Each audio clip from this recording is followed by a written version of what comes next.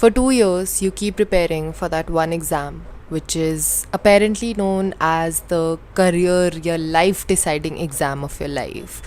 And 2 साल भी क्या, for more than 2 years, so many people take drops. कितने सारे बच्चे होते हैं जो एक कॉलेज में ऑलरेडी पढ़ रहे होते हैं बट साथ साथ में प्रिपरेशन करते हैं. आफ्टर दैट वो नीट वाला दिन, it's so traumatising even for you and for your family. जो तुमने पूरा 2-2.5 साल 3 साल जितना भी पढ़ा है वो सारी इन्फॉर्मेशन तुम्हें 3 घंटे के अंदर यूज़ करके आनी है. योर फैमिली स्टैंडिंग आउटसाइड, वो वरिड है. अंदर पेपर तुम देने जा रहे हो, तुम वरिड हो. आफ्टर दैट फाइनली वो एग्ज़ाम निकलता है.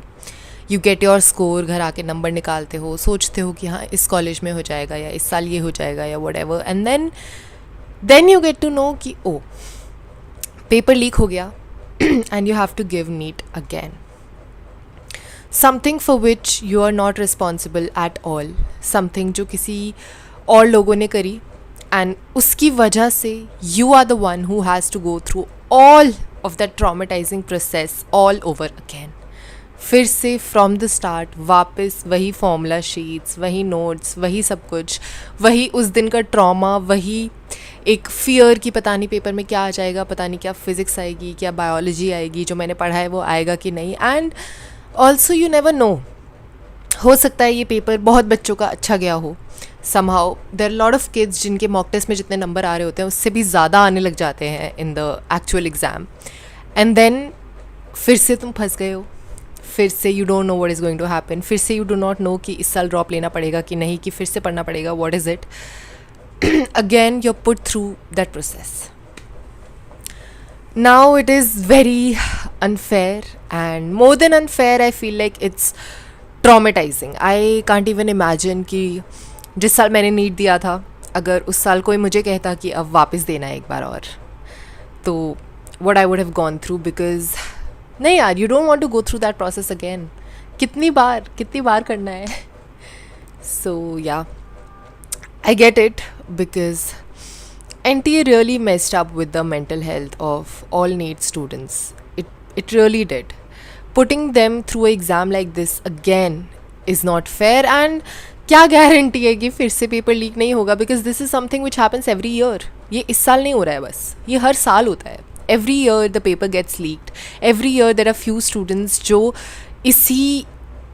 यही सब करके एक सीट ले जाते हैं. This happens every single time.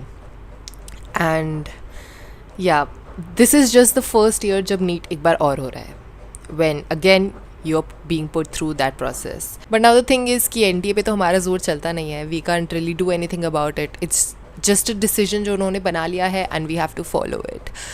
So what can exactly be done? I've thought a lot about it and सबसे पहले तो I feel like take a day.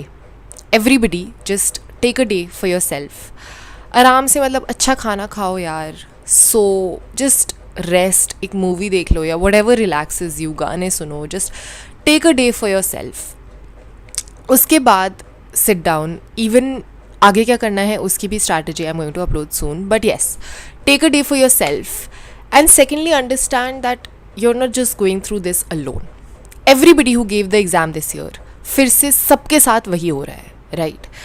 अब कोई भी चीज़ देखने का यार 2 तरीके होते हैं. You can take it the negative way and crib about it and be sad and cry, और you can take it the positive way कि तुम्हें एक और चांस मिला है.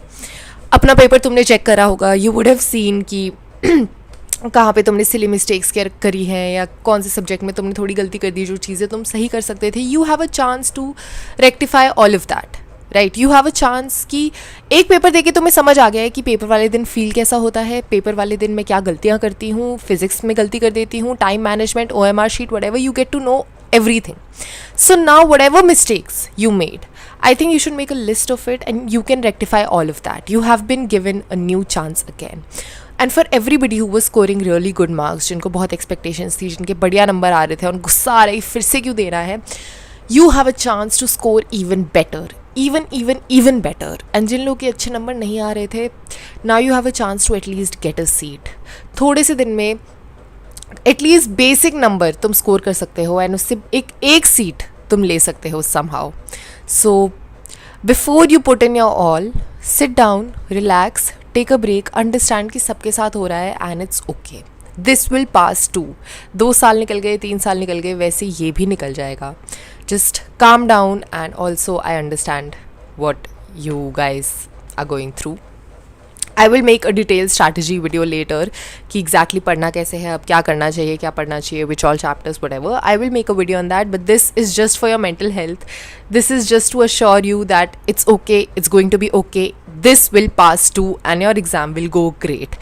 And शायद बाद में सोच के तुम सब हंसोगे कि यार क्या हो गया था हमारे बैच के साथ. So yeah, that was all that I wanted to share with you guys.